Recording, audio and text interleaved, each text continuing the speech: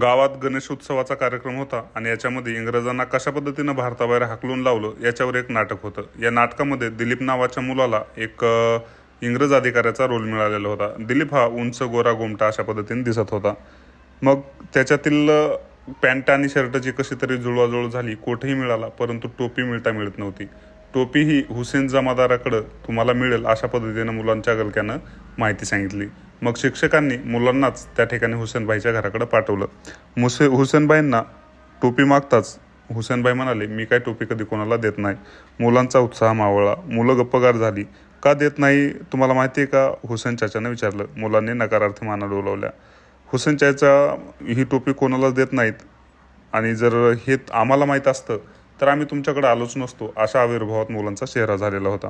हुसेनबाई उंबऱ्यावर बसला. पायऱ्याच्या दोन्ही बाजूला छोट्या उंचीचा ओटा होता. ओट्यावर त्यानं मुलांना बसायला सांगितलं. मुलं बसली. हुसेनबाई सांगू लागला, त्याचं काय पोरांनो, देणे में कुछ नाही, लेकिन मैंने उनको मेरा वतन माना आहे. वतन सांभाळल्यावानी टोपी सांभाळून ठेवली रे. रोज सकाळी उठलो की जागेवर हाय का नाही बघतो.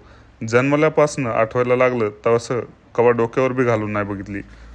टोपीला प्लास्टिकचा कागद गुंडाळलाय. ते काय असतं? चुलीमधून जो धूर पसरतो तो टोपीवर बसतो. डासं, चिलटं, झुरवळ फिरतात.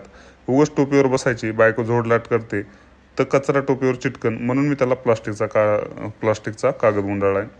पण आज फडताळाला मिस्त्रीकडून दार करून घेतलीत आणि फडताळात ठेवायला लागलोय. वाटलं कोणाचं ध्यान नको त्याच्यावर जायला, त्याच्यामुळे टोपीला जपून ठेवतोय.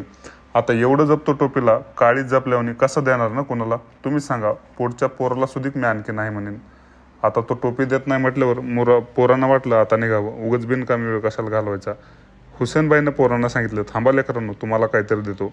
पोरांना वाटलं टोपी देतो की काय. तो आत गेल्यावर पोराने दारामध्ये येऊन डोकावून पाहिलं. हुसेनबाई पातळ गोनपाटात झाकून ठेवलेल्या गुळाच्या ढेपीवर बत्ता मारत ढेप फोडत होता. ढेपेचे तुकडे बाजूला सारून त्याने एका परातीमध्ये हे तुकडे घेऊन आला. खावा खावा, हा गुळ लय भारी, 100 नंबरी, साखर त्याच्या पुढे झक मारती, अशा पद्धतीनं हुसेनबाई म्हणाला.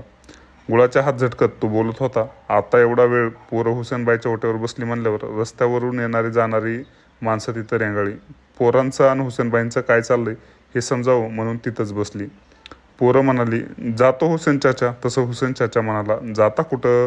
तिथं शाळेत काय दिवं लावायच्यात होय? थोडं थांबा, सांगतो टोपीची गोष्ट जरा डिटेलमध्ये. रस्त्यावर उभे असलेल्या माणसांनी ओठ्यावर बूट टेकवलं. हुसेन चाचानं मिश्किलपणे डोळे बारीक केले. पांढऱ्या दाढीवरून हात फिरवला आणि सांगू लागला, काय पोरांनो, आमच्याकडं पहिल्यापासूनच जमादारकी म्हणजे देशमुख, पाटील आणि कुलकर्णी यांच्यापेक्षा भारी. आमचा आजा जमादार होता. आता जमादार म्हटल्यावर टांगा, घोडं सगळा बारदाना आलाच. आमच्या आजानं घोड्याला टाच मारली की तासाभर